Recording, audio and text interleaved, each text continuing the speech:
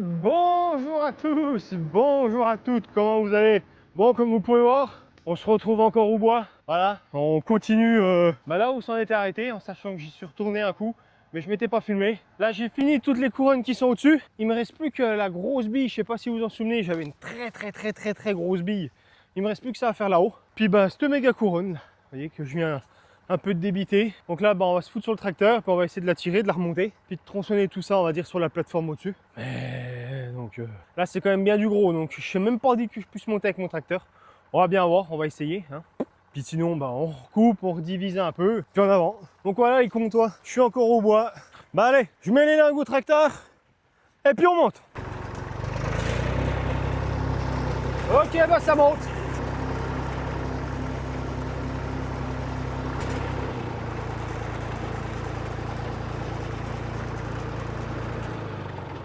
Bon mes petits comptoirs, vous avez vu, là c'est pas l'un des plus gros, parce qu'il y en a encore des plus gros, mais ça grimpe. Donc allez, je redescends, je remets les lingues, je fais mes allers-retours, comme ça j'essaie d'en monter le plus possible ici, puis après on tronçonne.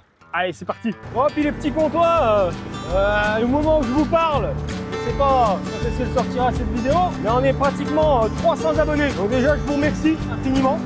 Voilà. Les 293 personnes qui se sont abonnées, voilà, de suivre l'aventure, à commenter, à dire ce que vous pensez des vidéos, si ça vous plaît, si vous avez des idées de vidéos aussi. Voilà, franchement, je suis toujours preneur des bonnes idées. En tout cas, moi, ça me fait plaisir de voir qu'il y a autant de personnes qui suivent. Parce que franchement, je ne m'attendais pas du tout à autant de personnes qui allaient s'abonner. Voilà. Allez, ça grimpe.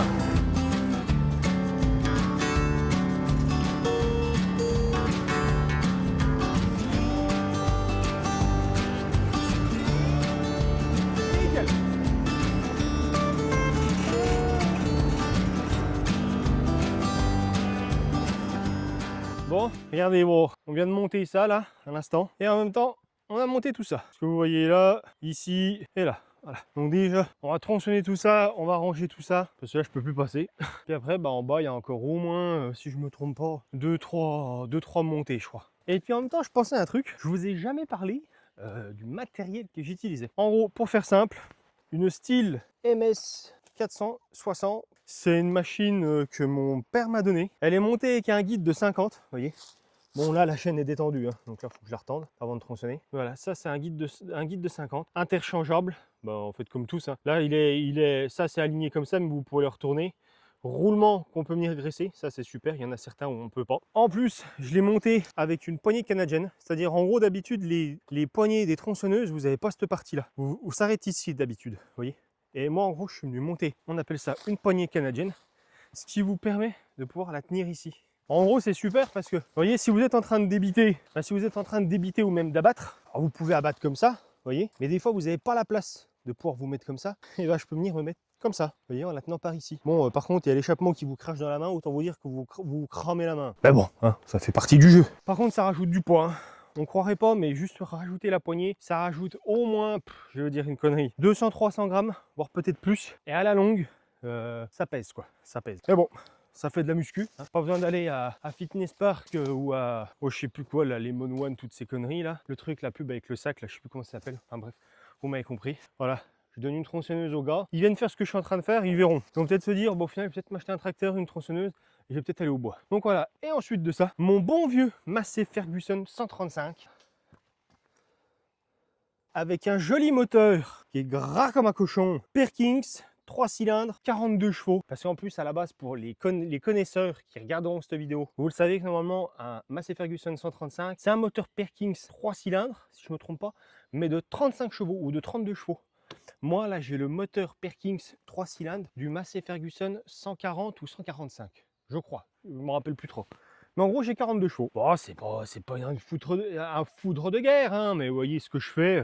Ça suffit amplement, ça va super. Bon, j'ai m'étais fabriqué une cabine manouche, mais elle me dépanne. Elle me dépanne. Vous voyez, des fois, je peux rentrer où il y a des branches. Je risque pas de me faire défoncer la gueule. Parce qu'en plus, vous voyez, j'avais fait monter avec du câble là de chaque côté, ce qui fait que quand vous avez des branches, elle glisse dessus et elle repasse au-dessus. Mais là entre temps, j'ai trouvé une vraie cabine avec porte et tout, faut que je l'installe, mais j'ai pas encore pris le temps. Parce que je vous avoue, je m'étais fait chier à faire celle-là devoir toute la défaire, mais c'est ce qui va arriver. Hein. Donc voilà. Après, pour ce qui est point de vue, on va dire EPI, pantalon Solidure, voilà, Solidure Forêt en A3. Voilà, A3 en gros, si vous voulez, c'est par rapport à la vitesse de la tronçonneuse, si je me trompe pas.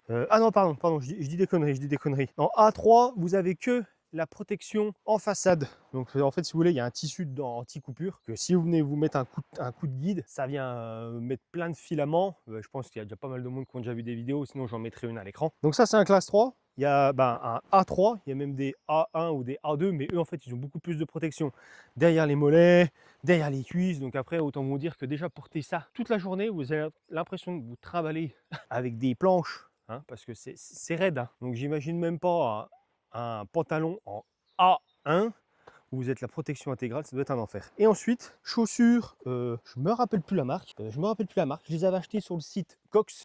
Franchement, pour le coup.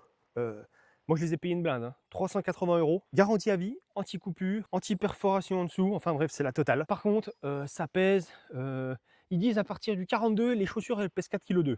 Je fais du 45, donc allez, on va dire qu'elles font 4,5 kg.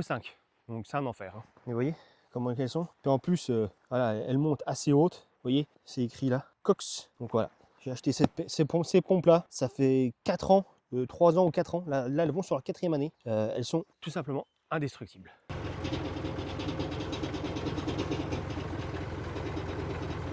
Les bonnes épines qui font plaisir. Hop, voilà. Biquette. Oui. Ouais, bah là, si on arrive à étirer, les gars, je vois un peu comment ça se comporte. Et bah voilà, impeccable. Alors là, il y a un beau tas de merde là par contre. Là, non, de Dieu de sa race. Bah là, je peux vous dire qu'il y a un sacré tas de merde.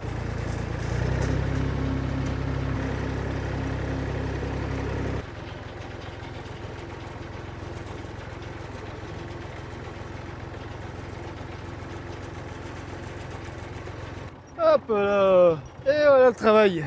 Allez, je détache ça. Et puis je continue là, vous voyez, je vais pouvoir remonter ici une fois derrière moi. Là, je vais pouvoir en remettre aussi un morceau là. Et puis après, et puis après, je tronçonne tout à nouveau. Donc bon, comme vous pouvez voir, il y a du bordel. Hein. Là, je refais le plein de la 460. Et puis après, on tronçonne tout ça.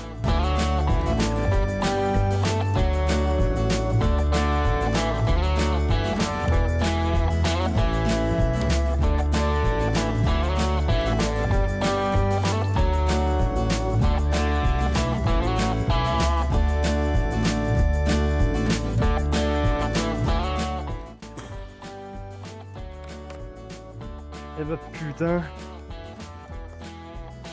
ça c'est fait. Tiens. Et où ma serpette?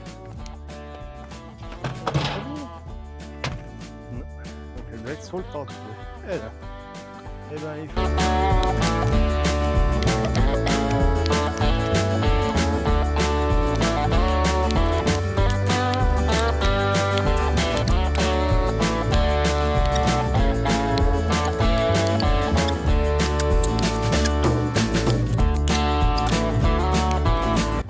Tac.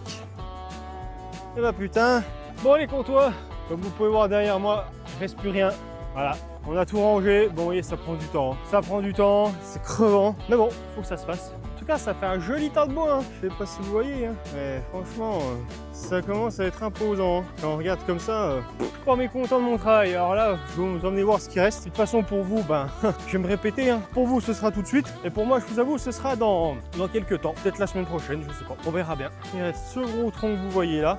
Des petites branches un peu partout là. Vous voyez, il y en a une là-bas, là, celle-là. Voilà, il reste ça. Peut-être un ou deux bouts là-dedans. Et surtout le gros pépère ici. Et puis, ce sera fini. Voilà, ce sera fini. Puis après, ce sera la dure épreuve de tout y redescendre. Là, ça va pas être une masse à faire. Ça va pas être une masse à faire, ça va pas être le même travail. Parce qu'il y a bien un endroit où ce serait beaucoup plus pratique pour moi que de passer où je passe à chaque fois où c'est en dévers là. Mais je sais pas qui, il a mis des branches. Enfin, je vire toutes les branches pour pouvoir passer à cet endroit-là. Enfin bref, mes comptoirs, pour vous, c'est tout de suite. Et pour moi, c'est dans quelques temps. À toutes. Allez Vasco, on rentre à la maison.